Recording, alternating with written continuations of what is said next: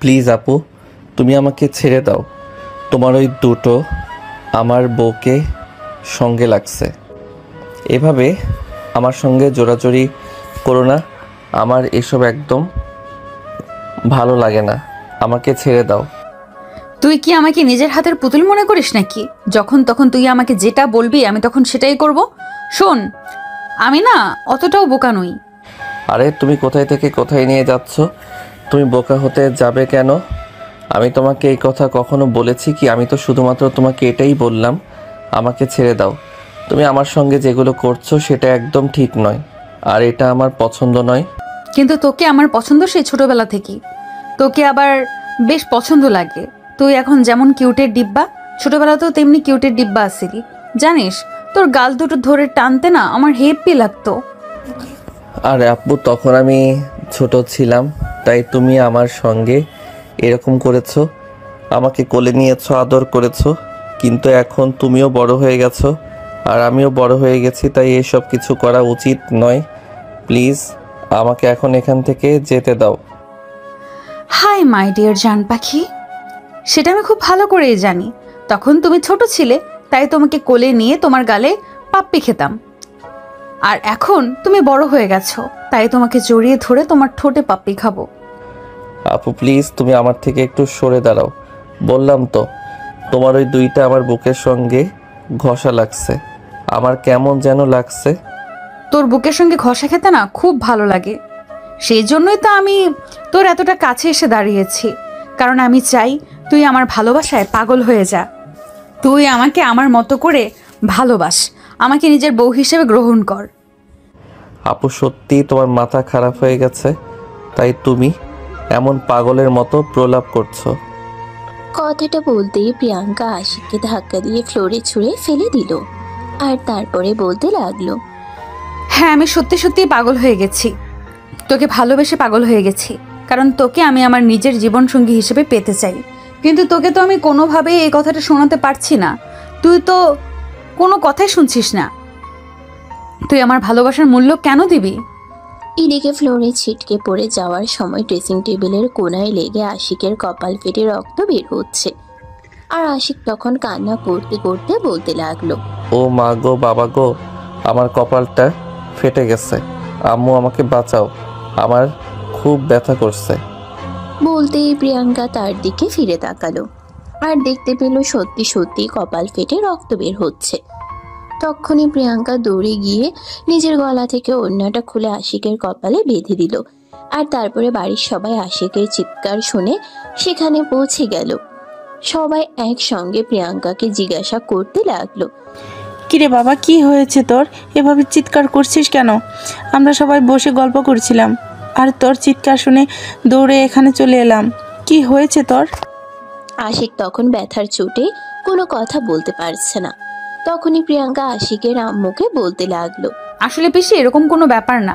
আমি আর আশিক দৌড়াদৌড়ি করছিলাম, তখনই আশিক ছিটকে এখানে পড়ে গেছে আর কপালটা ফেটে গেছে। আমি ওর কপালে বেঁধে দিয়েছি, কিন্তু ওকে ইমিডিয়েটলি হসপিটালে নিতে হবে। ড্রাইভার, গাড়ি বের করুন। আমার ছেলের কপাল মনে হয় অনেকটাই ফেটে গেছে, তাকে এই মুহূর্তে হসপিটালে নিয়ে যেতে হবে। বলে আশিকের আম্মু নিজের ছেলেকে তুলে নিয়ে বাড়ি থেকে বের হয়ে এলেন। আর পিছন পিছন প্রিয়াঙ্কার মা, বাবা, তার চাচা চাচি সবাই বের হলো। সবাই মিলে আশিককে হসপিটালে নিয়ে আসলো। আর তারপরে আশিকের ট্রিটমেন্ট করা শুরু হলো। ডাক্তারের দেখানো শেষ হলে আশিককে যখন কেবিনে শিফট করা হলো, তখনই প্রিয়াঙ্কা তার কাছে যায় আর তারপরেই বলতে থাকে, আই এম সো সরি রে, আমি তোকে এইভাবে ব্যথা দিতে চাইনি, কিন্তু কি করব বল, আমি আর সহ্য করতে পারছিলাম না তোর এই অবহেলা। তুই কেন আমাকে এইভাবে অবহেলা করিস বল তো শুনি। প্লিজ তুমি এই মুহূর্তে এখান থেকে চলে যাও। তোমার সঙ্গে কথা বলার কোনো ইচ্ছে আমার নেই, কারণ তুমি আমার বোন নও, তুমি আমার শত্রু হয়ে গেছো। তাই তো আমার সঙ্গে এভাবে শত্রুতা করছো। দেখ, তুই এখন হসপিটালে আছিস, আমার মেজাজ খারাপ করিস না। তাহলে কিন্তু তোকে এই হসপিটালে 1 মাস থাকতে হবে, সেই ব্যবস্থাই আমি করে দিব। তুই কেন বারবার আমাকে বোন বলছিস? আমি কি তোর মায়ের পেটের বোন হই নাকি? তুমি আমার মায়ের পেটের বোন হও না সেটা ঠিক আছে, কিন্তু তুমি আমার মায়ের আপন ভাইয়ের মেয়ে। তোমার সঙ্গে এসব কিছু করা আমার পক্ষে কোনোদিনও সম্ভব নয়। তার মধ্যে তুমি আমার বয়সে বড়। বয়স ইজ মাই ফুড। তোকে আমি দেখে নিব। আমি এই মুহূর্তে এখান থেকে চলে যাচ্ছি। তবে একটা কথা মনে রাখিস, যতদিন পর্যন্ত তোর মুখ থেকে আমি আমার ভালোবাসার কথা আদায় করতে না পারবো, ততদিন পর্যন্ত তোকে আমি এক মুহূর্তের জন্য ছেড়ে দিব না। আমি প্রিয়াঙ্কা চেয়েও পাইনি এমন কিছু পৃথিবীতে নেই। তাই তোকে যখন একবার আমার মনে ধরে গেছে, তোকে যতদিন পর্যন্ত আমি আমার করতে না পারবো ততদিন পর্যন্ত আমার কোনো শান্তি নেই। এটা মাথায় ঢুকিয়ে নে। এই বলে প্রিয়াঙ্কা হসপিটাল থেকে বের হয়ে চলে আসলো। আর এদিকে তখনই আশিকের আম্মু আশিকের সঙ্গে দেখা করতে গেল। আশিক তখন তার আম্মুর সঙ্গে কথা বলছে। কি রে বাবা, এসব কিছু কি করে হলো? আমি তো কিছুই বুঝতে পারলাম না। আমরা যখন ড্রয়িং রুমে গল্প করছিলাম তখন তো তুই নিজের রুমে ছিলি, তাহলে ওই রুমে গেলি কখন? আসলে আম্মু, রুমে বসে থাকতে থাকতে আমার বোরিং ফিল হচ্ছিল, তাই তো আমি প্রিয়াঙ্কা আপুর সঙ্গে একটু গল্প করতে গেছিলাম। আর তখনই দুজনের মধ্যে একটু কথা কাটাকাটি হয়, আর তারপরে দুজন ছোটাছুটি করতে গিয়ে পড়ে যাই। ভাগ্য ভালো যে বড় কিছু একটা হয়ে যায়নি। এখন যদি কপালে না লেগে চোখের মধ্যে লাগতো তাহলে কি হতো? আমার তো সেটা ভেবেই গায়ে কাটা দিয়ে উঠছে। আরে আম্মু, এত চিন্তা করার কি আছে? কপালেই তো লেগেছে। এত দুদিন বিশ্রাম দিলেই ঠিক হয়ে যাবে, চিন্তা করার কিছুই নেই। বাবারে, তুই আমার অনেক কষ্টের সন্তান। তোকে অনেক কষ্ট করে আমি আমার জীবনে পেয়েছি। তোকে আমি কোনো কিছুর বিনিময়ে হারিয়ে ফেলতে চাই না। তোর গায়ে যদি একটা ফুলের টোকা লাগে তাহলে সেটা আমার কলিজায় গিয়ে লাগে, আর আমি সেই আঘাত সহ্য করতে পারি না। আম্মু প্লিজ এভাবে বলো না, আমারও তো কষ্ট লাগে। বাবারে, এত সব কিছু তুই বুঝবি না। কেন আমার এতটা কষ্ট হয় সেটা বোঝার মতো বয়স তোর এখনো হয়ে ওঠেনি। যখন তোর বোঝার মতো বয়স হবে তখন তুই ঠিকই বুঝতে পারবি। কারণ তোর বাবাকে আমি ভালোবেসে বিয়ে করেছিলাম, যার কারণে তোর দাদার বাড়ি আর নানার বাড়ি কেউই আমার সঙ্গে সম্পর্ক রাখেনি। তারপর যখন তোর বাবা মারা যায় তখন অনেক দিন আমাকে অনেক কষ্ট করতে হয়েছে। তোকে নিয়ে আমি অনেক কষ্টের সময় কাটিয়েছি। আর তারপর যখন তোর নানা ভাইয়ের অভিমান ভাঙলো, তারপরেই আমাকে এই বাড়িতে নিয়ে এসেছিল। তুমি কোনো চিন্তা করো না আম্মু, এই তো আমি বড় হয়ে যাচ্ছি, কিছুদিন পরে পড়াশোনা শেষ করে একটা চাকরি করব, আর আমাদের নিজেদের একটা বাড়ি বানাবো। তারপর থেকে তুমি আর আমি ওই বাড়িতেই থাকবো। তোর মনের আশা খুব দ্রুতই পূরণ হোক, এটাই আমি চাই। আর এটাই আমার একমাত্র চাওয়া, কারণ আমি আমার পৃথিবীতে আমার সন্তান ছাড়া আর কাউকে নিজের আপন বলে মনে করতে পারি না। আম্মু প্লিজ এভাবে বলো না। মামা মামি আর নানু অনেক কষ্ট পাবে, কারণ তারা তোমাকে অনেক ভালোবাসে। তা না হলে তোমাকে আর আমাকে এতদিন ধরে তাদের বাড়িতে থাকতে দিত না, ভরণ পোষণ সব কিছুর দায়িত্ব নিত না। আশিকের আম্মু তখন আর কোনো কথা বাড়ালেন না, কারণ তিনি খুব ভালো করেই জানেন এখন তার ছেলে খুবই অসুস্থ। এই মুহূর্তে তার সঙ্গে বেশি কথা বলা মানেই মাথার উপর প্রেশার দেওয়া, আর সেটা তার জন্য খুবই ক্ষতিকর হবে। তাই তিনি চুপচাপ আশিকের পাশে বসে রইলেন। পরের দিন বিকেল বেলা আশিককে হসপিটাল থেকে রিলিজ করা হলো। আশিকের আম্মু আর প্রিয়াঙ্কার বাবা তখন হসপিটালে ছিলেন। তারা দুজনেই আশিককে নিয়ে বাড়িতে ফিরে আসেন। আশিক নিজের রুমে শুয়েছিল, তখনই প্রিয়াঙ্কা তার রুমে আসে। এটা দেখে আশিকের আম্মু দেখতে পায়। আশিক নিজের রুমে শুয়েছিল, তখনই প্রিয়াঙ্কা তার রুমে আসে। এটা আশিকের আম্মু দেখতে পায়, আর এটা দেখে আশিকের আম্মু রুমের ভিতর প্রবেশ করে। তখনই তিনি প্রিয়াঙ্কাকে উদ্দেশ্য করে বলতে থাকেন, প্রিয়াঙ্কা, আমার ছেলেটার শারীরিক অবস্থা খুবই খারাপ। আমি চাই না এই মুহূর্তে কেউ তার সঙ্গে কথা বলুক। ওকে একটু একা থাকতে দাও। তুমি তোমার নিজের রুমে চলে যাও। পিপি, তুমি আমার সঙ্গে কেন এরকম আচরণ করছো? আমি তো সেটাই বুঝতে পারছি না। তোমার ছেলে পড়ে গিয়ে ব্যথা পেয়েছে, সেখানে আমার কি দোষ থাকতে পারে? আর তুমি কেনই বা আমাকে এই কথাগুলো শোনাচ্ছ? দেখো, আমার ছেলেটাই আমার বেঁচে থাকার শেষ অবলম্বন। আমি চাই না কারোর জন্য আমার ছেলেটা আমার জীবন থেকে হারিয়ে যাক। এরকম কোনো কিছুই হবে না, যেরকমটা তুমি চিন্তা করছো। তোমার ছেলেকে যেমন তুমি ভালোবাসো, এমন এইবারের প্রত্যেকটা মানুষই তোমার ছেলেকে খুবই ভালোবাসে। কিন্তু তারপরেও আমি আমার ছেলেটাকে নিয়ে একটু বেশি চিন্তিত থাকি। বাই দ্য ওয়ে, তুমি এখন আসো। আমি এখন তোমাকে আমার ছেলের সঙ্গে কোনো কথা বলতে দেব না। প্রিয়াঙ্কা তখন আর কোনো কথা না বলে চুপচাপ মন খারাপ করে সেখান থেকে চলে গেল। আর এদিকে আশিক তখনই তার আম্মুকে বলতে লাগলো, আম্মু, তুমি এটা কি করলে? তুমি কেন প্রিয়াঙ্কা আপুর সঙ্গে এরকম খারাপ আচরণ করলে? সে তো আমার সঙ্গে একটু কথাই বলতে এসেছিল, তার জন্য তোমার এরকম আচরণ করতে হয় নাকি? দেখো, আমি জানি তুমি আমার সঙ্গে সত্য কথা বলনি। সত্যটা কি সেটা আমি বুঝতে পেরেছি প্রিয়াঙ্কা। তোমাকে ধাক্কা দিয়ে ফেলে দিয়েছিল, কিন্তু তুমি সেটা আমাকে বলনি, কারণ আমি সবার সামনে তার মুখোশ উন্মোচন করে দেব, তাই। আরে আম্মু, সত্যি কথা বলছি, আমি সেরকম কোনো কিছুই হয়নি। আমরা দুজনে ছোটাছুটি করতে গিয়ে আমি পড়ে গেছিলাম, সেখানে প্রিয়াঙ্কা আপুর কোনো দোষ ছিল না। তুমি অযথাই প্রিয়াঙ্কা আপুকে কোনো দোষারোপ করো না। বেচারি মনে মনে অনেক কষ্ট পাবে, কারণ তুমি তার একমাত্র পিপি। আমার কাছে পৃথিবীর সবচাইতে আগে আমার সন্তান, আর তারপর সব কিছু। কে মনে কষ্ট পেল আর কে মনে সুখ পেল, সেই সব কিছু চিন্তা করার কোনো সময় আমার হাতে নেই। আশিক তখন তার মায়ের সঙ্গে আর কোনো তর্ক করলো না, চুপচাপ শুয়ে রইল। রাতের বেলা সবাই যখন খাবার দাবার খেয়ে ঘুমিয়ে পড়েছিল, তখন আশিক চুপিসারে নিজের রুম থেকে বের হয়ে প্রিয়াঙ্কার রুমের দিকে অগ্রসর হতে থাকে।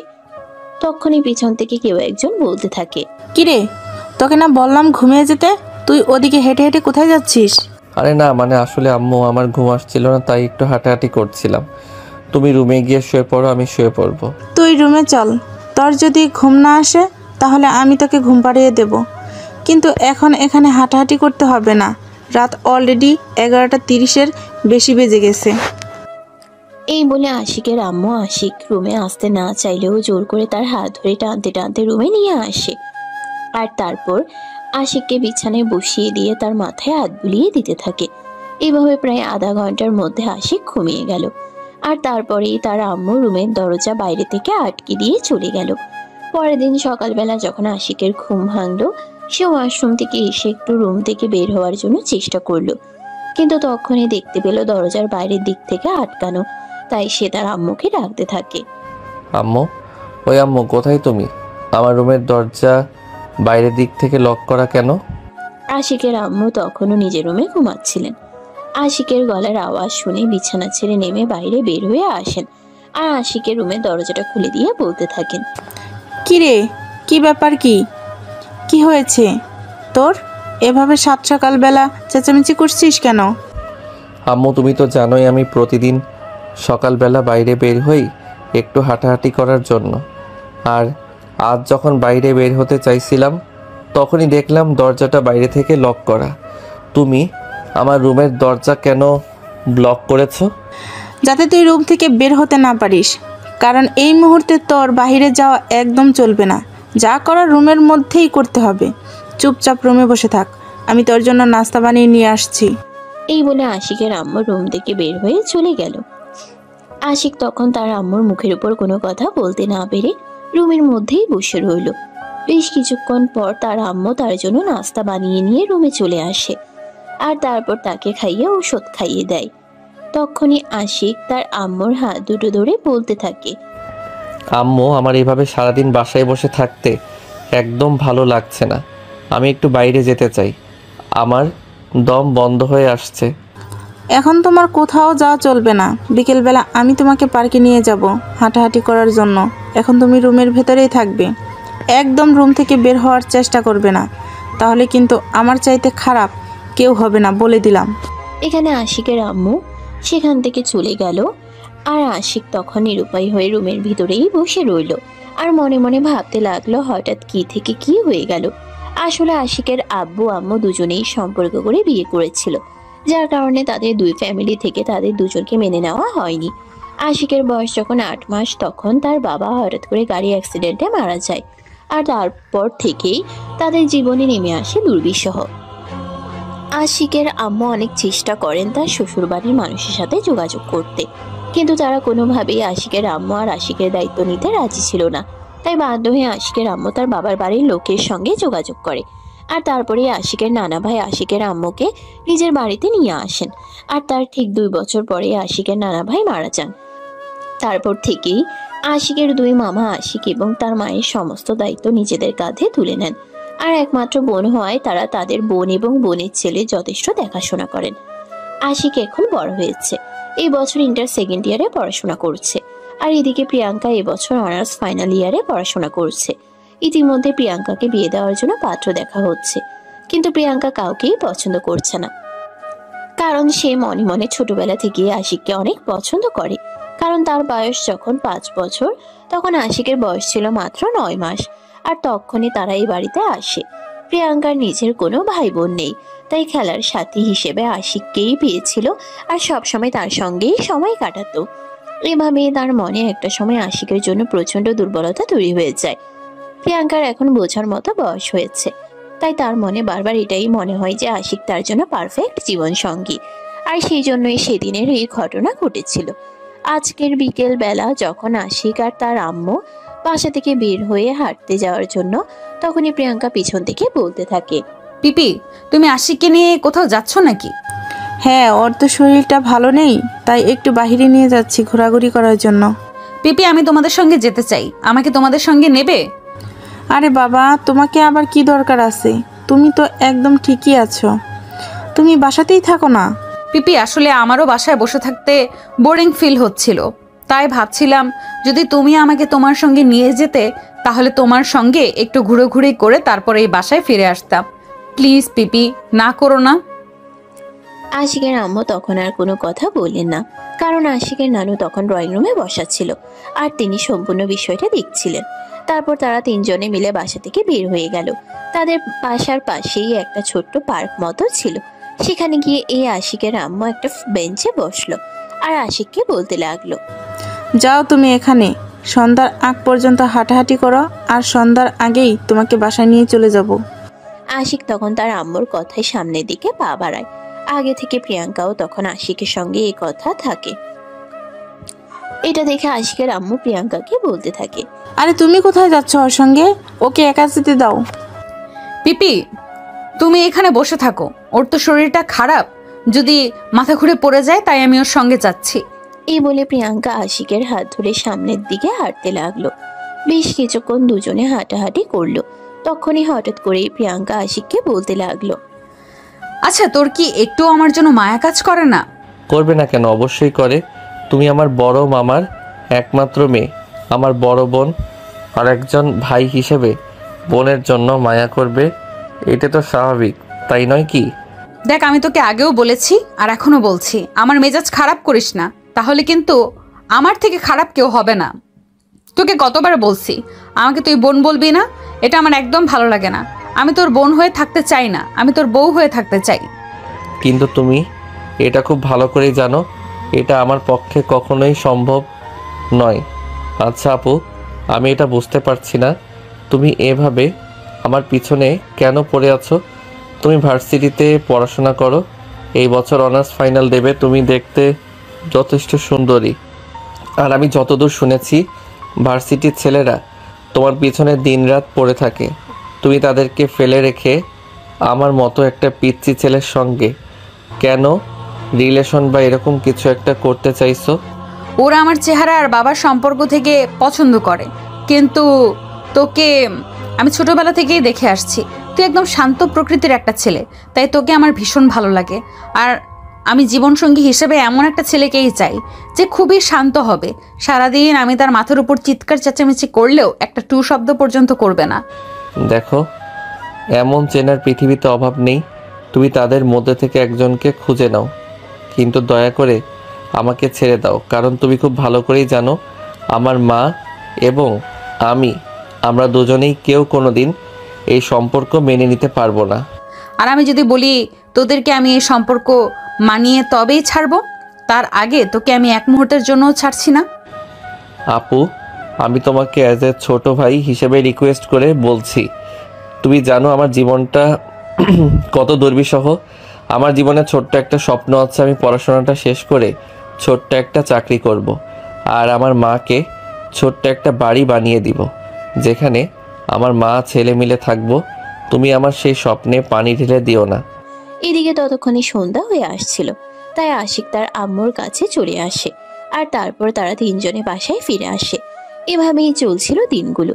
দেখতে দেখতে আশিক কিছুটা সুস্থ হয়, আর তারপরে আবার কলেজে যেতে শুরু করে। এদিকে প্রিয়াঙ্কা কিছুদিন যাবৎ কেমন যেন হয়ে যাচ্ছে। কারোর সাথে সেরকম কথাবার্তা বলছে না, নিজের মতো করে থাকতেই পছন্দ করছে। পড়াশোনাতেও ঠিকমতো মনোযোগ দিচ্ছে না। অপরদিকে তার ফাইনাল ইয়ারের এক্সাম খুব কাছাকাছি চলে এসেছে। তার মা বাবা তার এরকম পরিবর্তন দেখে খুবই চিন্তিত হয়ে পড়েন, আর তার সঙ্গে কথা বলার চেষ্টা করেন, কিন্তু সেভাবে কোনো কিছুই জানতে পারেন না। প্রিয়াঙ্কার মা বাবা প্রিয়াঙ্কার সঙ্গে অনেক চেষ্টার পর কথা বলেন এবং তখনই জানতে পারেন। কি রে মা, কি হয়েছে তোর? আমরা তো কিছুই বুঝতে পারছি না। তুই এভাবে নীরব হয়ে গেছিস কেন? ঠিকমতো পড়াশোনা করছিস না, ভার্সিটিতে যাচ্ছিস না, সবসময় বাসায় বসে থাকছিস, আর কারো সঙ্গে কোনো কথা পর্যন্ত বলছিস না। বাবা, আমার ভালো লাগছে না, আমার বেঁচে থাকতে ইচ্ছে করছে না। আমার মনে হচ্ছে জীবনটা ত্যাগ করতে পারলেই যেন বেঁচে যাই। আরে না, তোর কি মাথা খারাপ হয়ে গেছে নাকি? কিসব পাগলের মতো কথা বলছিস? তুই আমাদের একমাত্র মেয়ে, তোর কিছু হয়ে গেলে আমরা কি নিয়ে বেঁচে থাকবো? যেখানে আমি আমার বেঁচে থাকার অবলম্বনটাকে নিজে থেকে পেতে পারবো না, সেখানে তোমরা কি নিয়ে বেঁচে থাকবে সেটা চিন্তা করা আমার জন্য বোকামি ছাড়া আর কিছুই না। মানে তুই কি বলতে চাইছিস? আমি কিন্তু কিছুই বুঝতে পারছি না। কি হয়েছে তোর সেটা আমাকে খুলে বল, তারপর দেখছি তোর জন্য কি করতে পারি। বাবা, তোমরা খুব ভালো করেই জানো আমার কি হয়েছে, কিন্তু সব কিছু জানার পরেও তোমরা কোনো কিছু না জানার ভান করছো। তোমরা খুব ভালো করে জানো আমি একটা ছেলেকে খুব ভালোবাসি, কিন্তু সেই ছেলেটাকে নিজের করে পাওয়ার জন্য কোনো রাস্তা আমি খুঁজে পাচ্ছি না। দেখ মা, সামনে তোর উজ্জ্বল ভবিষ্যৎ অপেক্ষা করছে। এই মুহূর্তে তোর পরীক্ষা নিয়ে চিন্তা করাটা সবচাইতে বেশি জরুরি, আর অন্য সব কিছু নিয়ে পরেও চিন্তা করা যাবে। তাই আমি একজন বাবা হিসেবে তোকে অনুরোধ করে বলছি, আগে নিজের পড়াশোনাটা ঠিকমতো কন্টিনিউ কর। পড়াশোনা করে কি হবে? এসে তো রান্না করেই সারা জীবন কাটাতে হবে। তাছাড়া আমি পড়াশোনা করতেও চাই না।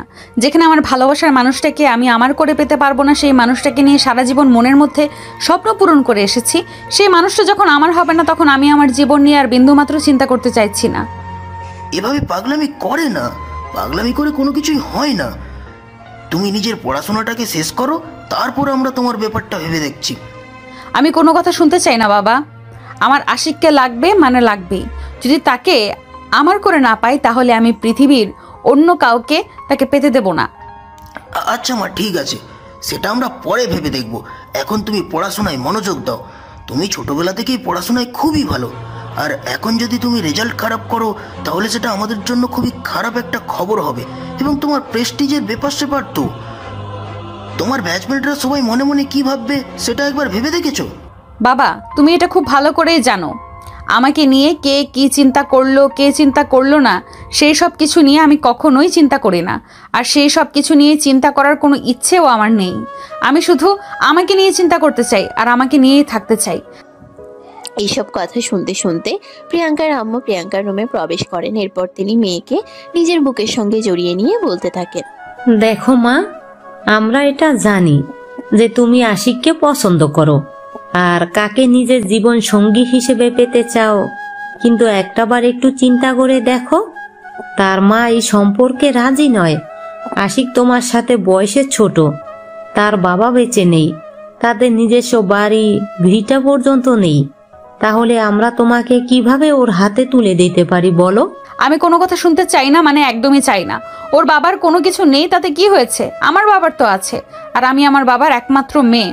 বাবার পরে সমস্ত সম্পদের একমাত্র উত্তরাধিকারী তো আমিই হব। তাছাড়া তোর মা এই বাড়ির মেয়ে, তাও তো এই বাড়ির সম্পত্তির উপর একটা ভাগ রয়েছে। তাহলে সে কেন তার ভাগ পাবে না? আর সে যদি তার ভাগ পায়, তাহলে সেটা তো সম্পূর্ণ তার ছেলে পাবে। আমি বুঝতে পেরেছি, তোমাকে কোনো কথা বলে দাঁড়িয়ে রাখা যাবে না। আচ্ছা ঠিক আছে, আগে তুমি তোমার পরীক্ষাটা শেষ করো, তারপর আমরা এই বিষয় নিয়ে পারিবারিকভাবে আলোচনায় বসবো, আর তারপর যা হয় দেখা যাবে। দেখা দেখির কোনো ব্যাপার নেই এখানে। আমি তোমাকে স্পষ্ট জানিয়ে দিচ্ছি, তুমি যদি আমাকে এটা প্রমিস করতে পারো যে আশিককে আমার জীবনে এনে দেবে, তাহলে আমি পরীক্ষা দেওয়ার চিন্তা ভাবনা করবো, নয়তো আমি পরীক্ষা দিচ্ছি না, আর পরীক্ষা দেওয়ার কোনো চিন্তাও করব না। মেয়ের এমন সিদ্ধান্তের কথা শুনে প্রিয়াঙ্কার মা বাবা তো দুজনেই ভীষণ চিন্তায় পড়ে গেলেন। ছোটবেলা থেকেই তাদের দুজনেরই স্বপ্ন ছিল মেয়েকে পড়াশোনা শেষ করাবেন এবং এস্টাবলিশ হওয়ার পর বিয়ে শাদী নিয়ে চিন্তা করবেন, কিন্তু এখন এটা কি হয়ে গেল সেটাই তারা চিন্তা করতে পারছেন না। বেশ কিছুক্ষণ প্রিয়াঙ্কার মা বাবা চুপ করে বসে থাকেন, আর তারপরেই প্রিয়াঙ্কার মা প্রিয়াঙ্কার বাবাকে বলতে থাকেন, দেখো, আমাদের মেয়ে সারা জীবনের ব্যাপার বলে কথা, তাই তুমি একটা কাজ করতে পারো, আশিকের আম্মুর সঙ্গে একটু কথা বলে দেখতে পারো।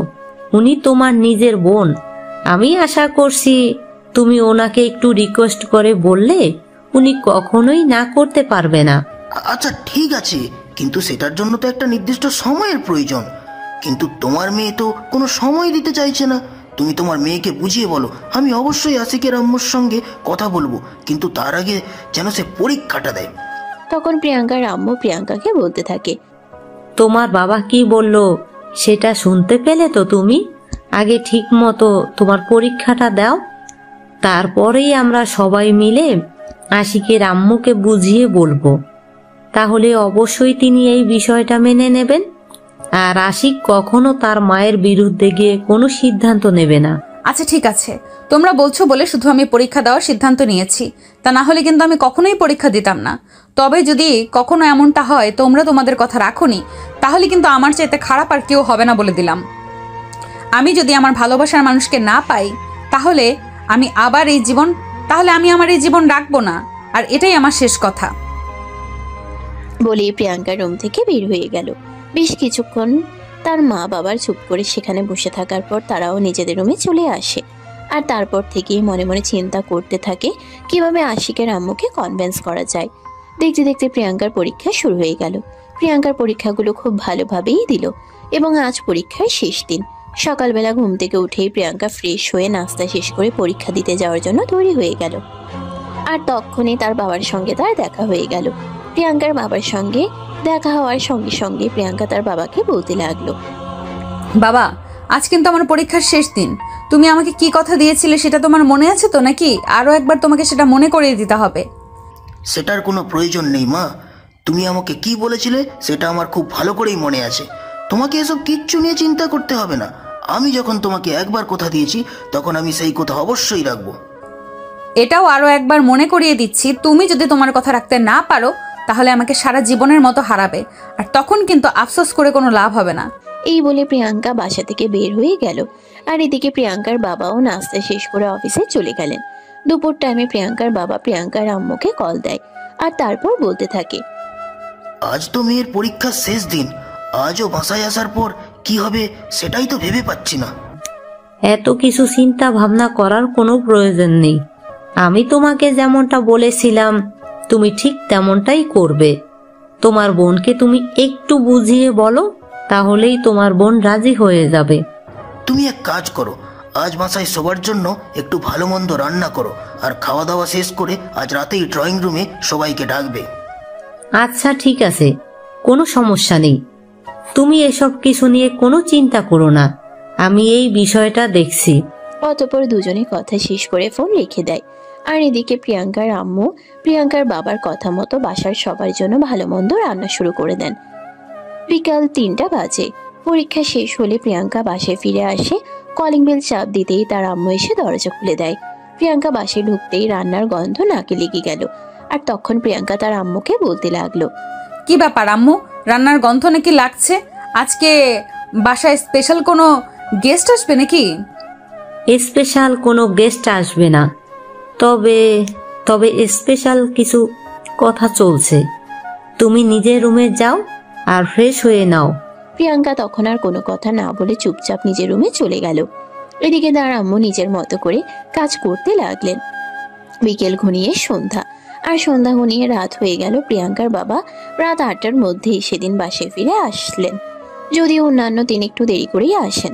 প্রিয়াঙ্কার আম্মু আজ রান্নাবান্না শেষ করে নিজের হাতে খাবার টেবিলে সার্ভ করেন এবং সবাইকে খাবার টেবিলে ডেকে নেন। সবাই একটু অবাক হয়, যদিও ফ্যামিলির সবাই কখনোই সেভাবে একসঙ্গে খাবার খাওয়া হয়ে ওঠে না। কিন্তু আজ এভাবে সবাই একসঙ্গে ডেকে নিয়ে খাবার খাওয়ার মানেটা কি কেউ বুঝতে পারছে না। খাবার খাওয়ার পর্ব শেষ হলে প্রিয়াঙ্কার আম্মু সবাইকে ড্রয়িং রুমে বসতে বলেন। সবাই তখন প্রিয়াঙ্কার আম্মুর কথা মতো ড্রয়িং রুমে এসে বসে। আর কিছুক্ষণের মধ্যেই প্রিয়াঙ্কার আম্মু আব্বু দুজনেই সেখানে চলে আসেন।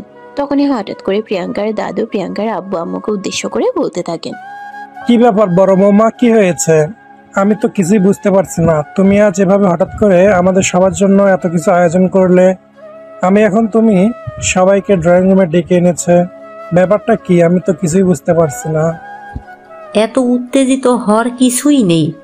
যখন সবাইকে ডেকে এনেছি তখন সবকিছু অবশ্যই বলবো। আপনারা একটু শান্ত হয়ে বসুন, আমি একটু রেস্ট নিই, তারপরেই সবকিছু বলছি। তখন আর কেউ কোনো কথা বলল না। সবাই একটু চুপচাপ শান্ত হয়ে বসলো। আর কিছুক্ষণের মধ্যেই প্রিয়াঙ্কার বাবা নিজে থেকেই বলতে শুরু করেন, এখানে ফ্যামিলির সবাই আছে, তাই কথাটা বলতে চাই। আসলে আমার মেয়ে মানে প্রিয়াঙ্কা আশিককে সেই ছোটবেলা থেকেই পছন্দ করে এবং ইতিমধ্যে তাকে বেশ কয়েকবার বিয়ের পাত্র দেখানোর পরেও সে বিয়ে করতে রাজি হচ্ছে না। তার একমাত্র কারণ হলো আশিক। সে আশিককে প্রচণ্ড রকমের ভালোবাসে। সে আশিককে ছাড়া অন্য কাউকে বিয়ে করবে না, এরকমটাই জানিয়ে দিয়েছে। আরে এসব তুই কি বলছিস? তোর কি মাথা খারাপ হয়ে গেছে নাকি আশিক? প্রিয়াঙ্কার চাইতে বয়সে কতটা ছোট সেটা তোরা একবারও ভেবে দেখেছিস? এই কথা শুনে প্রিয়াঙ্কার আম্মু প্রিয়াঙ্কার দাদুকে উদ্দেশ্য করে বলতে থাকে, দেখেন না, সেটা আমরা সবাই খুব ভালো করেই জানি। আর আমি মনে করছি বয়স শুধুমাত্র একটা সংখ্যা। বয়স কখনোই কোনো সম্পর্কের মধ্যে বাধা হয়ে দাঁড়াতে পারে না। একটা সম্পর্ক তৈরি করা এবং সেটা কন্টিনিউ করার জন্য শুধুমাত্র যেটা খুব বেশি প্রয়োজন সেটা হলো বিশ্বাস, ভরসা আর ভালোবাসা। বয়সের যুগে কোনো ব্যাপার না। কিন্তু তারপরও সবকিছু একটা ম্যাচুরিটি আছে না, ব্যাপার স্যাপার আছে। কোথায় আশিক আর কোথায় প্রিয়াঙ্কা? এভাবেই তাদের মধ্যে কথা কাটাকাটি হচ্ছিল। আর এদিকে আশিকের আম্মু সবকিছু চুপচাপ বসে বসে শুনছিলেন, কোনো কথার কোনো উত্তর দিচ্ছিলেন না। তখনই প্রিয়াঙ্কার আব্বু আশিকের আম্মুকে বলতে থাকেন, কিরে বোন, তুই কোনো কথা বলছিস না? এভাবে চুপচাপ করে বসে আছিস কেন? কিছু অন্তত বল। তোমরা যদি আমার কোনো কথা বলার অপেক্ষা রাখতে তাহলে এরকম একটা সিদ্ধান্ত নিতে পারতে না। আর এরকম একটা সিদ্ধান্ত নেওয়ার আগে অন্তত আমার কাছ থেকে একবার জিজ্ঞাসা করে নিতে।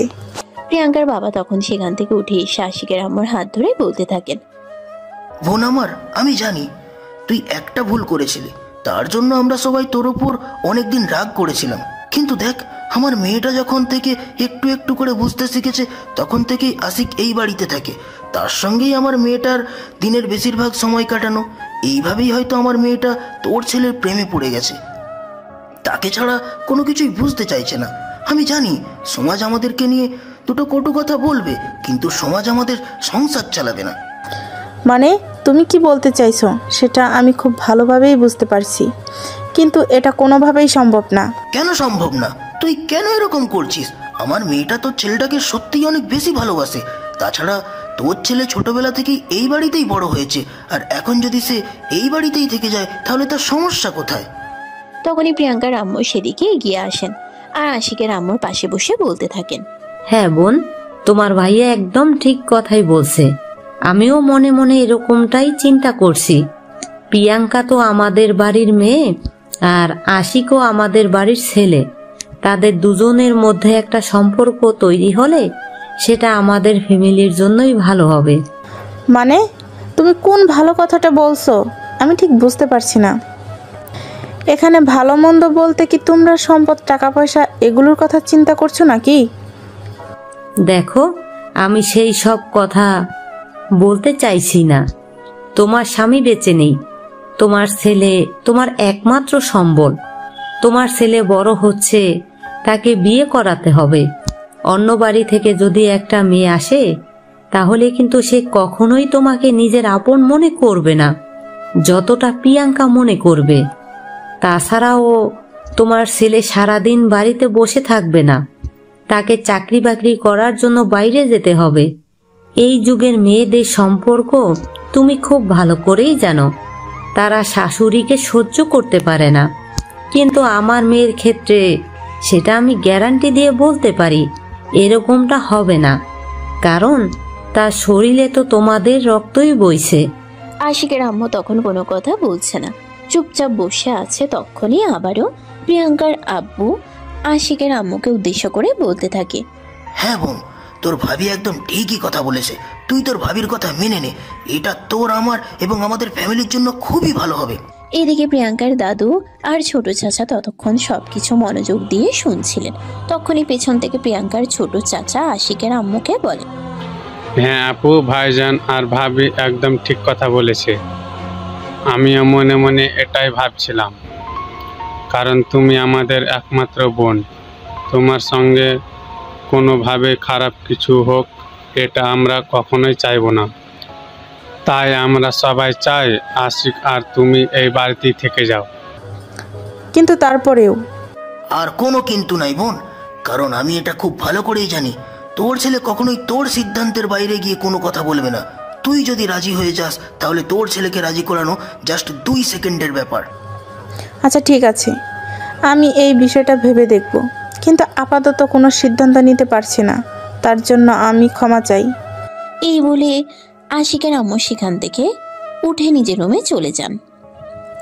আর এরপর দেখতে দেখতে আরো 2 দিন সময় কেটে গেল।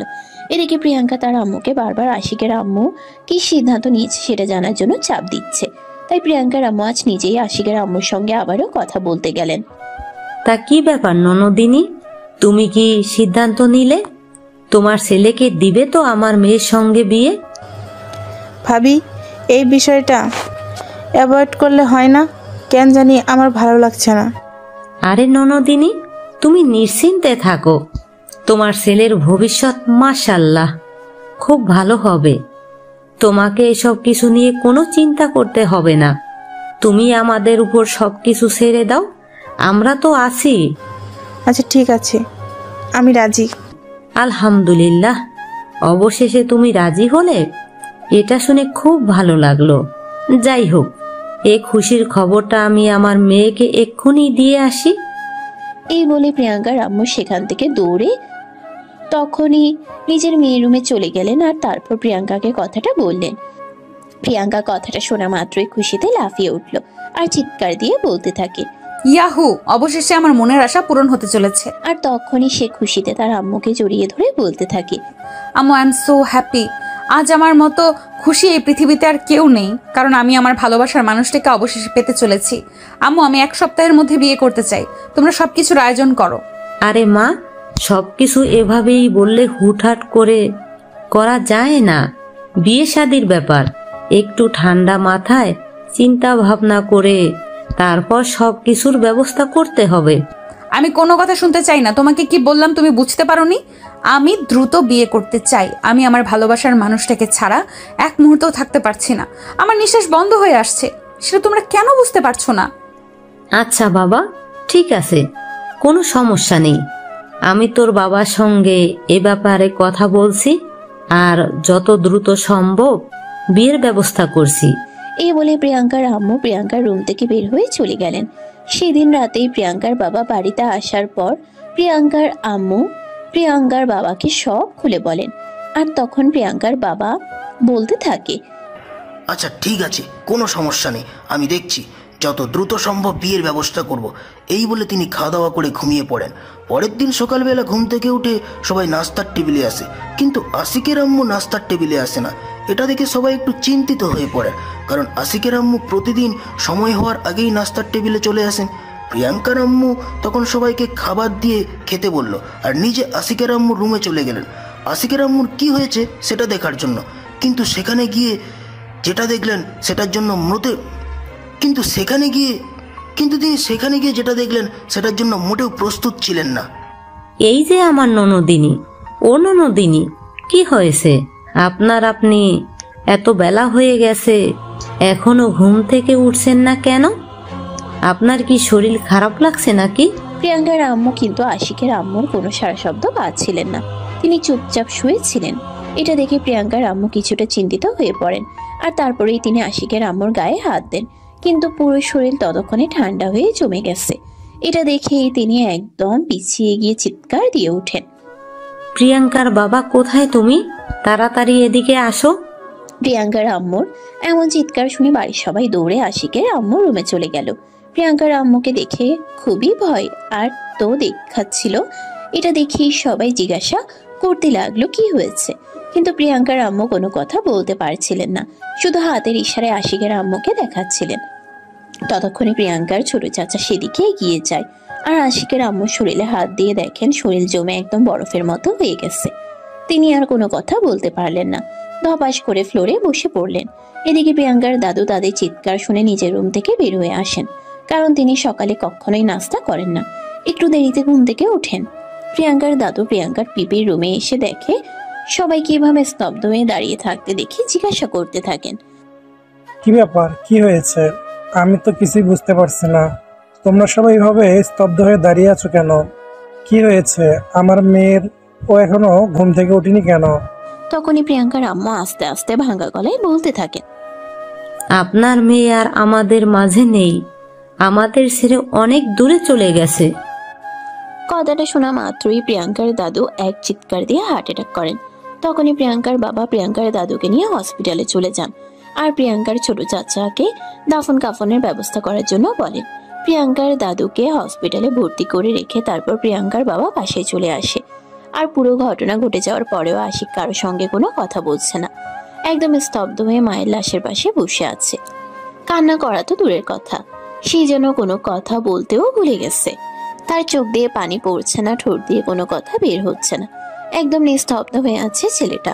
প্রিয়াঙ্কা তখন আস্তে আস্তে গিয়ে আশিকের পাশে বসলো আর তার কাঁধে হাত রেখে বলতে লাগলো, এইভাবে স্তব্ধ হয়ে থাকিস না, কান্না কর, চিৎকার করে কিছুক্ষণ কান্না করে নিজেকে হালকা মনে হবে। আশিক তখন আর নিজেকে আটকে রাখতে পারলো না, তখনই প্রিয়াঙ্কাকে শক্ত করে জড়িয়ে ধরে কান্না করে দিল আর চিৎকার করে বলতে লাগলো, আজ থেকে তো আমার সবকিছু শেষ হয়ে গেল।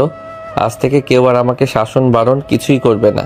তখনই প্রিয়াঙ্কা আশিকের মাথায় হাত রেখে বলতে লাগলো, কে বলেছে তোর কেউ নেই?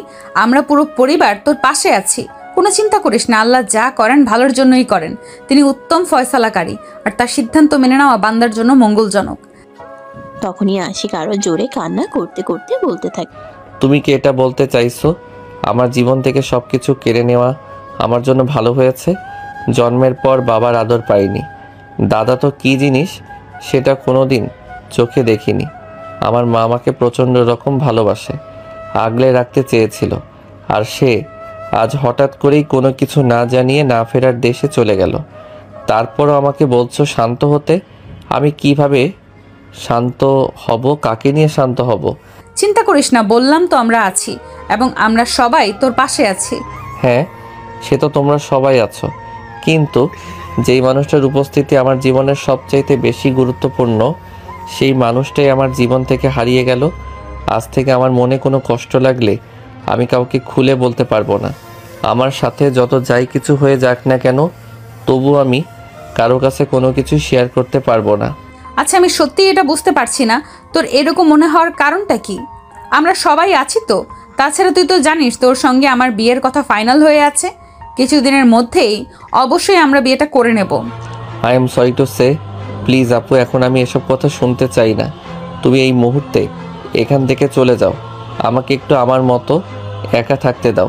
আই এম সো সরি, আমি বুঝতে পেরেছি তোকে এই কথাটা এখন বলা একদমই উচিত হয়নি। প্লিজ আমাকে ক্ষমা করে দে, তবে তুই নিজেকে একটু সামলা। এই বলে প্রিয়াঙ্কা সেখান থেকে চলে গেল। আর এদিকে আশিক তখন কান্না করতে লাগলো। এদিকে দেখতে দেখতে দুপুর হয়ে আসলো আর আশিকের আম্মুকে গোসল করিয়ে দাফনের জন্য তৈরি করা হলো।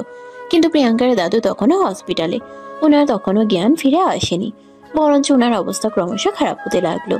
আর ফ্যামিলির সবাই খুব চিন্তিত হয়ে পড়লো।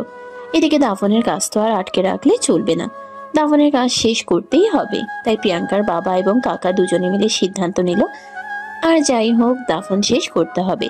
তাই তারা আশিকের আম্মুকে নিয়ে দাফনের কাজ শেষ করার জন্য কবরস্থানে চলে গেল এবং ঘন্টা খানিকের মধ্যেই সবকিছু শেষ করে তারা বাসায় ফিরে আসে। তারপরে প্রিয়াঙ্কার বাবা এবং ছোট চাচা দুজনে মিলে হসপিটালে চলে গেল প্রিয়াঙ্কার দাদুর কি অবস্থা সেটা দেখার জন্য। কিন্তু তারা হসপিটালে গিয়ে দেখতে পেল প্রিয়াঙ্কার দাদুর অবস্থা আগের চাইতে অনেকটাই খারাপ। তখনই প্রিয়াঙ্কার ছোট চাচা প্রিয়াঙ্কার বাবাকে বলতে লাগলো, ভাইজান, আমার মনে হয় মায়ের চিকিৎসা এখানে রেখে করানোটা ঠিক হবে না। আমাদের অন্য কোনো বড় হসপিটালে নিয়ে যাওয়া উচিত, কারণ মায়ের অবস্থা ক্রমশ খারাপ হতে চলেছে। হ্যাঁ ভাই, এটা তুই একদম ঠিক কথাই বলেছিস। আমাদের এখানে থেকে আর অপেক্ষা করা চলবে না। মাকে নিয়ে শহরের কোনো বড় হসপিটালে চলে যেতে হবে। চল আমরা ডাক্তারের সঙ্গে কথা বলি। এই বলে প্রিয়াঙ্কার বাবা আর কাকা দুজনেই হসপিটালে ডাক্তারের সঙ্গে কথা বলে এবং ডাক্তারও তাদের দুজনকে একই কথা বলল। আর তারপরেই তারা প্রিয়াঙ্কার দাদুকে নিয়ে শহরের বড় একটা হসপিটালে চলে গেল আর সেখানেই প্রিয়াঙ্কার দাদু ট্রিটমেন্ট করতে লাগলো। আজ 5 দিন প্রিয়াঙ্কার দাদুর অবস্থা আজ একটু উন্নতির দিকে। ওনার জ্ঞান ফিরে এসেছে আর চোখ মেলে তাকিয়ে উনি বলতে লাগলেন, আমার মেয়ে কোথায়? মা, তুমি একটু শান্ত হও, তারপর তোমাকে সবকিছু বুঝিয়ে বলছি। কিন্তু এই মুহূর্তে তোমার শরীরের অবস্থা খুবই খারাপ। তুমি উত্তেজিত হয়েও না, প্লিজ। আমি কোনো কথা শুনতে চাই না। আমি শুধু যেটা জিজ্ঞাসা করেছি সেটার উত্তর জানতে চাই। আমার মেয়ে কোথায়? আমি এক্ষুনি আমার মেয়ের সঙ্গে দেখা করতে চাই। আমাকে আমার মেয়ের কাছে নিয়ে চলো। মা, তোমার মেয়ে এখানে নেই, তুমি সেটা খুব ভালো করেই জানো। তাই আমরা চাইলেও তোমাকে তোমার মেয়ের সঙ্গে দেখা করাতে পারবো না। তুমি নিজেকে সামলাও, আস্তে আস্তে সবকিছু ঠিক হয়ে যাবে। কেন আমার সঙ্গে এরকমটা হলো আমি বুঝতে পারছি না। আমার আগে কেন আল্লাহ আমার মেয়েকে আমার কাছ থেকে ছিনিয়ে নিলেন? জীবনে কি পাপ করেছিলাম সেটাই তো এখনো বুঝতে পারছি না। মা, তুমি নিজেকে সামলাও। এখানে পাপ পুণ্যের কথা আসছে কোথা থেকে? আল্লাহর পাক রাব্বুল আমিন আমাদেরকে যতদিন হায়াত দিয়েছেন আমরা ঠিক ততদিনই বাঁচব। আমরা তার বেশি সময় তো আর বাঁচতে পারবো না। আল্লাহর যখন যাকে ইচ্ছে হবে তখন তাকে নিয়ে নেবেন, এটাই তো স্বাভাবিক। তুমি প্লিজ নিজেকে স্বাভাবিক করার চেষ্টা করো। এই বলে তারা দুজন তাদের আম্মুকে সান্ত্বনা দিতে থাকে। আর এইভাবে 2 দিন পর তিনি একটু সুস্থ হয়ে ওঠেন। আজ 3য় দিন ডাক্তার চেক আপ করে বলেন প্রিয়াঙ্কার দাদুর অবস্থা এখন আলহামদুলিল্লাহ ভালো। তারা চাইলে প্রিয়াঙ্কার দাদাকে এখন বাসায় নিয়ে আসতে পারে। তাই প্রিয়াঙ্কার বাবা আর প্রিয়াঙ্কার ছোট চাচা দুজনে মিলে প্রিয়াঙ্কার দাদুকে সেদিন বিকেলে বাসায় নিয়ে আসে। তারপর নিয়ম করে ডাক্তার চেক আপ চলতে থাকে। দেখতে দেখতে প্রায় 10-12 দিন মতো সময় কেটে গেল। সেদিন হঠাৎ করে প্রিয়াঙ্কা তার বাবার রুমে গেল আর বলতে লাগলো, বাবা, তোমরা সবকিছুর ভিড়ে আমার মনে হয় একটা কথা ভুলে যাচ্ছ। কোন কথার কথা বলছো তুমি? আমি তো সেটাই বুঝতে পারছি না। তুমি কি বলতে চাইছো একটু খুলে বলো। বাবা, আশিক আর আমার ব্যাপারে বলছি। ওহে, আমি বুঝতে পেরেছি। দেখো, আমাদের ফ্যামিলির উপর দিয়ে ইতিমধ্যেই ছোটখাটো একটা ঝড় বয়ে গেছে। আমাদেরকে একটু সবটা সামলে নিতে দাও, আমরা দেখছি কি করতে পারি। প্রিয়াঙ্কা তখন আর কোনো কথা বলল না। তার বাবার রুম থেকে বের হয়ে গেল। ওদিকে আশিকের আম্মু মারা যাওয়ার পর থেকে আশিক আগের চাইতে আরো অনেক বেশি নিস্তব্ধ হয়ে গেছে। কেউ তাকে খাবার রুমে দিয়ে আসলে খাবার খাবে, নয়তো ও সারাদিন রুমের ভিতরে বসে থাকবে। কাউকে একবারও খাবার দেওয়ার কথা পর্যন্ত বলবে না। নিজের মতো করে সারাদিন সময় কাটাবে। প্রিয়াঙ্কা প্রতিদিনই বিকেলবেলা আশিকের সঙ্গে গল্প করতে তার রুমে আসে, কিন্তু আশিক তার সঙ্গে সেরকম একটা কথাবার্তা বলে না। এটা প্রিয়াঙ্কাকে খুবই ব্যথিত করে। তাই আজ বিকেলবেলা যখন প্রিয়াঙ্কা আশিকের সঙ্গে কথা বলতে আসলো, আশিক আজকেও সেদিনের মতোই চুপচাপ বসেছিল। আর তাই প্রিয়াঙ্কা আশিককে বলতে লাগলো, আচ্ছা, তুই আমার সঙ্গে এরকম কেন করছিস? আমি তো সেটাই বুঝতে পারছি না। কেন তুই বারবার আমাকে অ্যাভয়েড করে চলছিস? কেন তুই আমার সঙ্গে কোনো কথা বলতে চাইছিস না? দেখো, আমার ভালো লাগছে না। আমি একটু একা থাকতে চাই। আমাকে আমার মতো একা থাকতে দাও। হয়েছে, হবু বউয়ের সঙ্গে কেউ এরকম আচরণ করে? তোমার সঙ্গে বিয়ে হতে চলেছে, কিন্তু এখনো বিয়েটা হয়নি। তাই আমাকে এখন আমার মতো থাকতে দাও। আমার উপর কোনো অধিকার দেখাতে আইসো না। আমার এসব ভালো লাগে না, আর ভালো লাগানোর কোনো ইচ্ছাও আমার নেই। যেখানে আমার জীবন থেকে আমার ভালো থাকার কারণটাই হারিয়ে গেছে, সেখানে আমি কিভাবে ভালো থাকতে পারি বলো? দেখ, এটা প্রকৃতির নিয়ম। এটা আমাদের সবাইকে মেনে নিতেই হবে। আজ আমার তো কাল আরেকজনের, এরকমটাই হয়। কিন্তু আমি এটা মেনে নিতে পারছি না। আমার কপাল কি এতটাই পোড়া যে আল্লাহ আমার জীবন থেকে সব কিছু কেড়ে নিলেন? আমাকে এভাবে একা করে দিলেন কেন? এমন হয়েছে আমার সঙ্গে। দেখ, প্রত্যেক প্রাণী মরণশীল। পৃথিবীতে সব প্রাণীকে মৃত্যুর স্বাদ গ্রহণ করতে হয়। কোনো প্রাণী এর থেকে রক্ষা পেতে পারে না চাইলেও।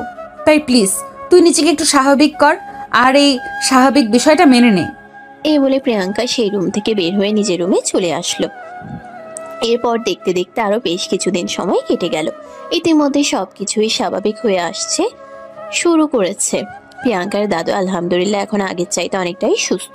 তাই প্রিয়াঙ্কার বাবা আর প্রিয়াঙ্কার চাচা মিলে সিদ্ধান্ত নিয়েছে প্রিয়াঙ্কার দাদুর সঙ্গে 2-1 দিনের মধ্যেই প্রিয়াঙ্কা আর আশিকের বিয়ের ব্যাপারে কথা বলবে। যেমন চিন্তা তেমনই কাজ। প্রিয়াঙ্কার বাবা আর প্রিয়াঙ্কার চাচা 2 দিন পরে প্রিয়াঙ্কার দাদুর সাথে এই ব্যাপারে কথা বলেন। প্রিয়াঙ্কার দাদু তখন তাদের দুজনকে বলতে থাকে, হ্যাঁ, এই মুহূর্তে আমি তোমাদের সিদ্ধান্তের সঙ্গে একমত। কারণ এই মুহূর্তে আমার একমাত্র নাতিকে দেখার মতো কেউ নেই। তাই আমি চাইছি প্রিয়াঙ্কার সঙ্গে আমার নাতির বিয়েটা হয়ে যাক, যাতে সে এই বাড়িতে থেকে যায়। আর যতদিন বেঁচে আছি ততদিন যেন তাকে দেখে রাখতে পারি। আলহামদুলিল্লাহ, অবশেষে তুমিও রাজি হলে আর আমার মেয়ের মনের ইচ্ছাও পূরণ হতে চলল। তোমাকে অসংখ্য ধন্যবাদ। প্রিয়াঙ্কার চাচাও প্রিয়াঙ্কার দাদুকে একই কথা বলল। আর তারপর তারা দুজনে মিলে বিয়ের সমস্ত আয়োজন করতে লাগলো। দেখতে দেখতে প্রায় আরো 1 সপ্তাহ সময় কেটে গেল। ইতিমধ্যে বিয়ের সমস্ত কেনাকাটা কমপ্লিট হয়ে গেছে এবং আত্মীয় স্বজন সবাই চলে এসেছে। আজ আশিক আর প্রিয়াঙ্কার গায়ে হলুদ ছিল, কাল তাদের বিয়ে।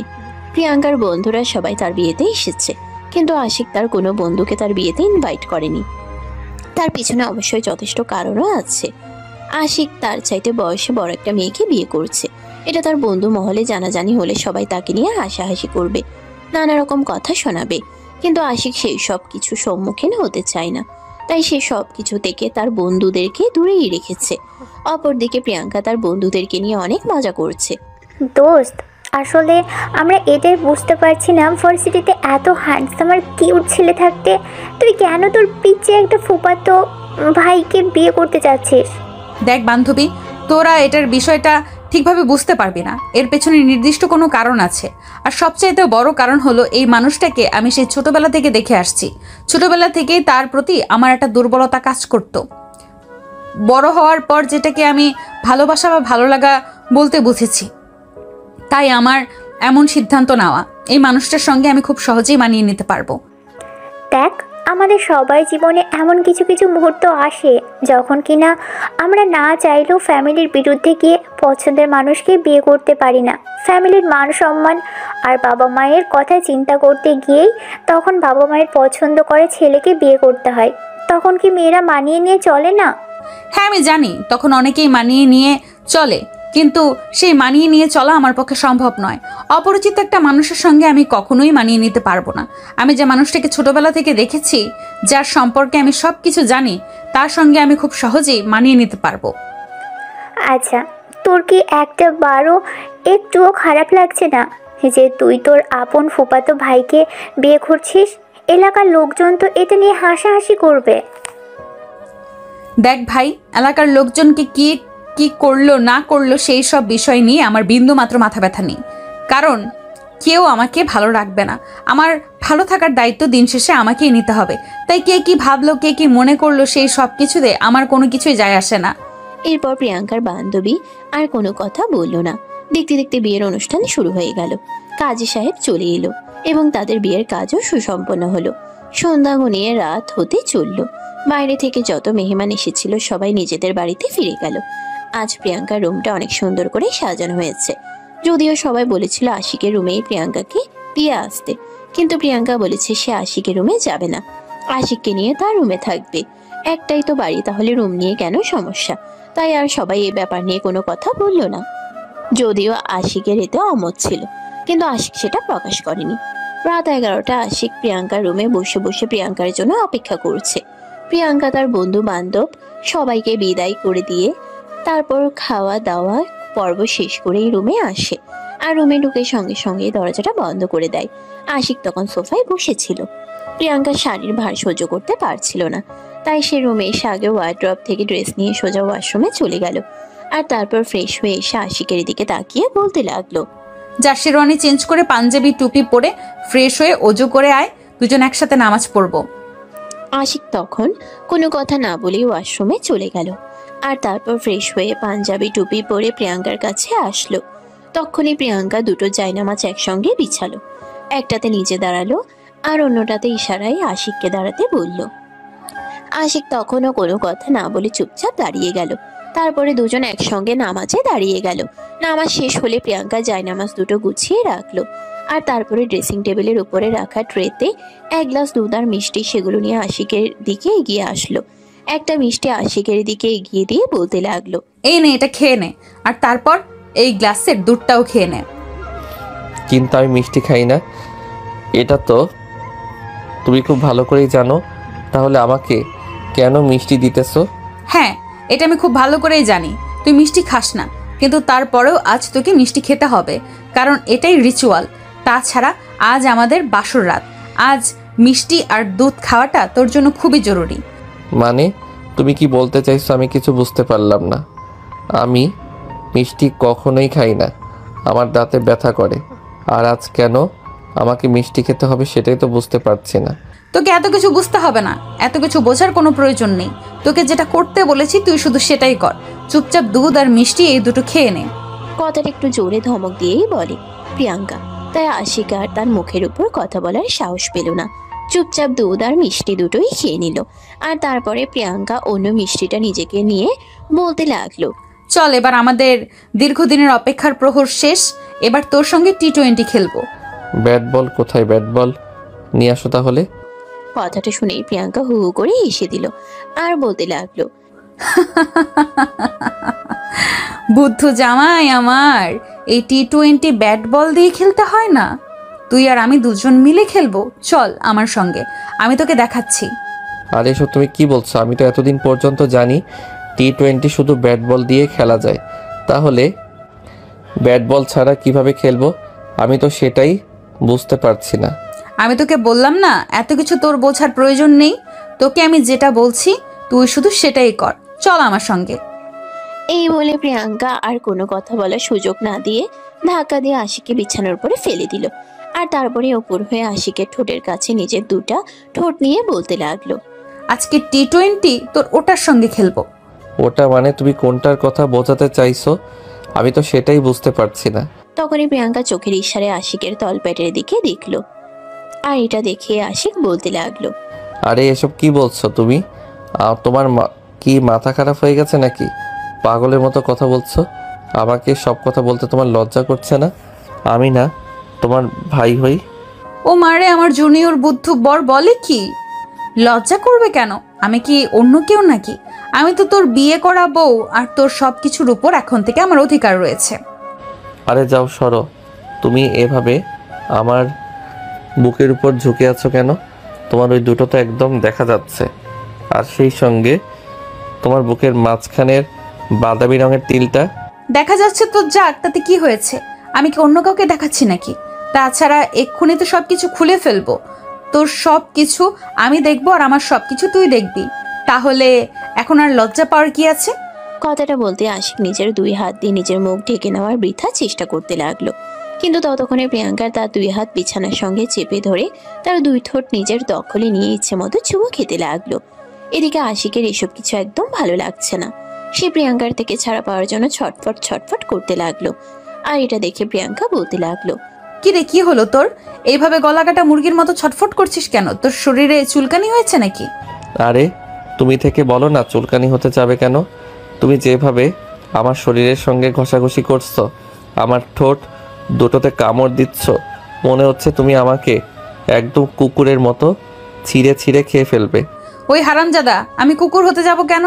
আমি তো তোকে বাঘিনীর মতো খাবো, আর এটা তুই এখনই বুঝতে পারবি। বলেই প্রিয়াঙ্কা আশিকের সারা শরীরে ভালোবাসার স্পর্শ দিতে থাকে। আর আশিক প্রিয়াঙ্কার উষ্ণ ভালোবাসার পরশ পেয়ে নিজের কন্ট্রোল হারিয়ে ফেলতে থাকে। এইভাবেই চলে প্রায় 10 মিনিট। ইতিমধ্যে আশিক প্রায় উম্মাদের মতো হয়ে গেছে আর প্রিয়াঙ্কাকে বলছে, আরে এসব কি করছো তুমি? আমার কেমন যেন লাগছে, অস্থিরতা কাজ করছে। আমাকে ছেড়ে দাও না। তুই বললেই আমি তোকে ছেড়ে দেবো নাকি? আর তোকে ছেড়ে দেওয়ার জন্য বিয়ে করেছি নাকি? কতটা বছর ধরে অপেক্ষা করছি শুধুমাত্র এই দিনটার জন্য, আর আজ তুই বলছিস তোকে ছেড়ে দিতে? সত্যি বলছি, আমার কেমন যেন অন্যরকম একটা ফিলিংস হচ্ছে। আমাকে ছেড়ে দাও, তলপেটে খুব ব্যথা হচ্ছে। ও আচ্ছা, তাই নাকি? ঠিক আছে, কোনো সমস্যা নেই, আমি তোর সব ব্যথা দূর করে দেব। আয় একটু কাছে আয়, আমার আরেকটু কাছে আয়। বলে প্রিয়াঙ্কা আবারও আশিককে নিজের ভালোবাসার উষ্ণতায় উষ্ণিত করতে লাগলো।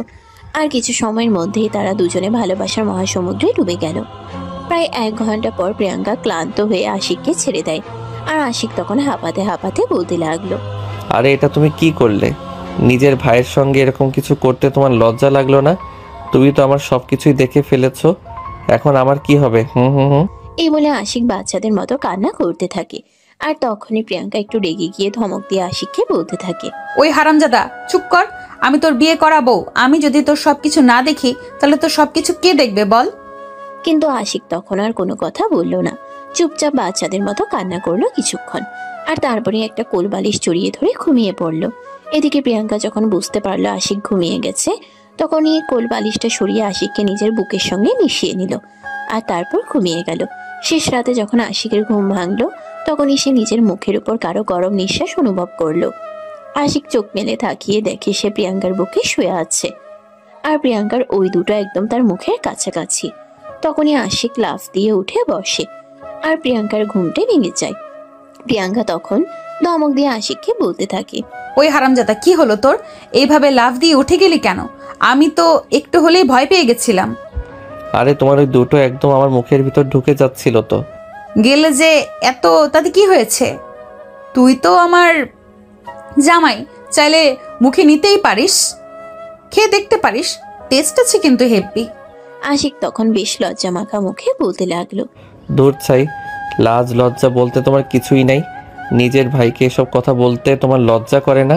দেখ, আমি সত্যি বলছি, এখন কিন্তু আমার খুব বেশি মেজাজ খারাপ হচ্ছে। তুই যদি আর একবারও নিজেকে আমার ভাই বলে দাবি করেছিস, তাহলে তোর মাথা আমি একদম ফাটিয়ে ফেলবো বলে দিলাম। এই বলে প্রিয়াঙ্কা আরো শক্ত করে আশিককে নিজের বুকের সঙ্গে চেপে ধরে। আর তখনই আশিক বলতে থাকে, আরে কি করছো তুমি? ছাড়ো আমাকে, তুমি তো আমাকে একদম চেপে মেরে ফেলবে।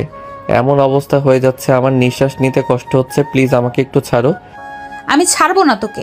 তোকে এখন থেকে এইভাবে আমার সঙ্গে আমার বুকে ঘুমাতে হবে, কারণ তুই আমার জামাই লাগিস। আর আমার জামাইকে জড়িয়ে না ধরলে না, আমার একদমই ঘুম আসবে না। বললাম তো, তোমার ওই দুইটা আমার মুখের সঙ্গে ঘষা লাগছে, আমার ভালো লাগছে না। আর যদি একটাও কথা বলেছিস, তাহলে কিন্তু এই দুইটা একসঙ্গে তোর মুখের ভেতরে ঢুকিয়ে দেবো বলে দিলাম। আশিক তখন আর কোনো কথা বলল না, চুপচাপ ওখানেই শুয়ে রইল। সকালবেলা ঘুম থেকে উঠে প্রিয়াঙ্কা আশিককে ঘুম থেকে ডেকে তুললো। আর তারপর বলতে লাগলো, ওই চল দুজনে একসঙ্গে ফ্রেশ হব। আরে না, আমি তোমার সঙ্গে যাব না। আমি তোমার মতো পাগল নই। কাল রাতে এমনিতেই তুমি আমার সব কিছু দেখে নিয়েছো, আর এখন যদি তোমার সঙ্গে ওয়াশরুমে যাই, তাহলে তো তুমি আবার দেখে ফেলবে। ও আল্লাহ, তুমি আমাকে উদ্ধার করো। এ কোন হাদারাম আমার কপালে জুটিয়ে দিয়েছো? এ তো কিছুই বোঝে না। আরে হারামজাদা, আমি তোর বউ হই, তোর সব কিছু আমি দেখতেই পারি, এখানে খারাপের কিছু নেই। চল আমার সঙ্গে, দুজন একসঙ্গে ফ্রেশ হব। বলে আশিক যেতে না চাইলেও প্রিয়াঙ্কা তাকে জোর করে টেনে ওয়াশরুমে নিয়ে গেল। আর তারপর শাওয়ার ছেড়ে দিয়ে দুজনে একসঙ্গে গোসল করতে লাগলো। গোসল শেষ হওয়ার পর প্রিয়াঙ্কা আশিকের সামনে কাপড় চেঞ্জ করছিল। এটা দেখে আশিক নিজের চোখ দুটো হাত দিয়ে ঢেকে নিল।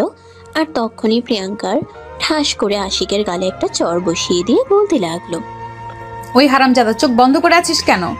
আমার ব্রার হুকটা লাগিয়ে দে। আমি পারবো না, আমার লজ্জা করে, তোমার ওখানে হাত দিতে পারবো না আমি।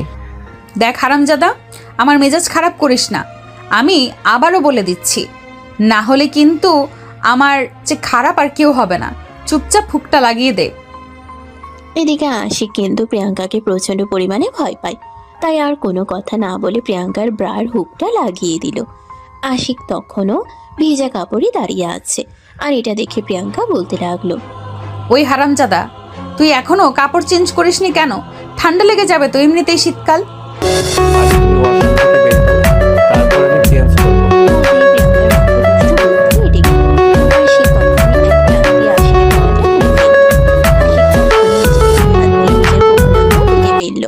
আর বলতে লাগলো, আরে এটা তুমি কি করলে? তোমার দিকে একটু লজ্জা শরম নেই?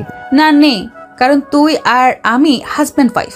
আমাদের মাঝে কোনো দেওয়াল থাকবে না। আমরা দুজন দুজনকে ভালোবেসে নিজেদের সমস্ত কিছু বিলিয়ে দিব।